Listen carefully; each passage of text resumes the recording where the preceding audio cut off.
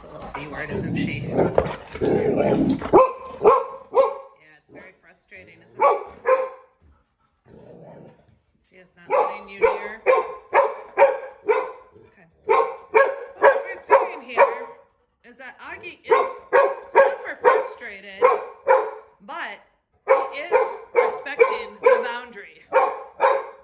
He may not like it, he may not be happy about it, but he's doing it. And does Zeta care one little bit that he's frustrated? Nope. Not even a little. I know, and now she's guarding this room. You can't go through that threshold. I know, look at her, look at you. Yeah, at this point, she doesn't care if you go by the window and the other dog. She's making sure you know that this room, in fact, also belongs to her. He's like, I better not. Yeah. Does Zeta care? She says, nope, I really don't. He can be as frustrated as he wants to be. Okay, we missed it, but he did take another step towards the kitchen door, and we heard a low growl from Zeta. The other interesting thing is Winona doesn't status seek at all, but she is owning this beautiful sunny spot, and it's actually because Zeta guarded it for her. Zeta stood in front of her and kept Augie out of it. So Winona is sort of basking in Zeta's protection of getting a valued resource, even though she wouldn't assert it for herself. She has, however, moved on to guarding this hoodie. The hoodie is actually Winona's bed. It's the only thing she'll sleep on. I have bought her nice dog beds, I swear, but we have to leave hoodies on the floor because that's all she'll use. And Zeta, what she's looking at there is she's keeping her eye on Augie, making sure he knows that the next thing that he can't touch unless she lets him would be this sweatshirt. He's over there respecting it.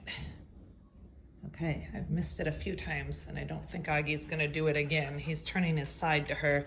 A few times he's made a move towards the sweatshirt, and Zeta has lifted her lip and offered a low growl, meaning, yeah, no. This hoodie, not Augie's. Oh, he's coming up from behind. She saw it out of her peripheral vision. She's staring him down again. She's like, it's not going to work. This is not your hoodie. There, can you hear? There's a low growl and just a slight lip curl. She's keeping him about 6 feet away. When his nose crosses that line, she sends the signal. And all the while, Winona is just basking in the fact that she gets the window seat because Zeta has to go off and do her protecting. Usually, Zeta gets that seat, but he's still not going to go near that sweatshirt. And though Zeta has relaxed a little more into her owning it, she moved away from the resource and let him go sniff it. Once he'd respected for long enough that he was doing it because of her good graces, not because he could, she doesn't care anymore. And the next interesting thing is it's been about not more than 5 or 10 minutes since I took that last video, and we've watched Augie settle considerably. If you remember, he was frustration barking a lot in the beginning as Zeta was holding those boundaries. He didn't like it. Zeta didn't care. If anything, she was satisfied. Now, you can see his body's a lot more relaxed. His ear carriage is a lot more relaxed. He's not frustration barking, and he is investigating and sniffing other parts of the house. So that would tell us that Zeta has made her point, and Augie actually feels better because he understands, and he's probably going to be able to relax and enjoy his stay, and we'll have a much more harmonious pack. The other thing we're noticing is now he's actually respecting the bodies and the persons of the people in the house. When he first came in, yeah, you like him, don't you? When he first came in, he was jumping all over everyone. Part of that was just nerves, but part of it was that he didn't yet understand that our bodies didn't belong to him. So we appreciate Zeta explaining that to him in their own language, so we don't have to. Wants to come up the stairs, but Zeta says negativo. So what have we learned about dominance from Zeta and Augie today? The first thing to me that's noteworthy is that Augie did relax once the social hierarchy was established. He felt better understanding the boundaries on his own terms. And in the wild, the leaders are the providers and protectors. It feels good to have a provider and protector. All of those things are good for your dog emotionally and in terms of behavior. The second thing we learned is that it isn't about physical power.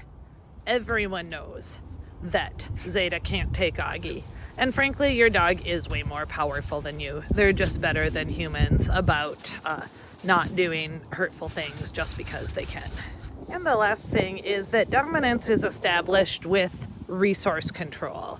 And those resources are controlled by and large through attitude. Knew exactly what resources Augie was interested in and knew exactly how to make it very clear that they didn't belong to him. Before Augie's mom left, he's frustration barking right now because she won't let him up the stairs. Before Augie's mom left, Zeta was actually also owning his mom and guarding her. Just to be clear, that anything he valued, and she can tell what he values based on his own body language and how he looks at things, she made it very clear that it was hers and not his. So in the wild, in terms of dominance, possession is not 9/10 of the law. Possession is 10/10 of the law. And the space around you and your body are commodities. Notice he wanted to jump on me before too, but he's actually also respecting a 6-foot window around me at this point, even though that running is more frustration and less joyful romping than you would think. But the biggest thing we noticed is that Zeta owns that 6-foot space around her body and around her resource. She never once had to grab his collar or yell at him. Well, actually, she did yell at him slightly, but mostly she was calm, cool, and collected. The other thing I noticed about dominance is that Zeta felt no obligation to Augie's feelings. He was screaming, "I'm so frustrated," and she was like, yeah, I noticed. Humans, even the ones that think they're dominant or think they're leaders, often when I go to see them, they're basically their dog's servants. I mean, if they drop a treat on the ground and the dog doesn't find it right away, they will help the dog find it. It's a freaking dog. He can smell things we can't even dream of. They've foraged for 2 million years to find food. He can find that treat if he wants it. That's just an example, but usually the dog barks, they give them something. The dog can't find something, they help them. You are serving the dog, that is not sending the message that you're the leader. Is she gonna let him up the stairs? Doesn't look like it. Nope. Zeta said no again. He really wants access to that deck, but she is guarding that threshold.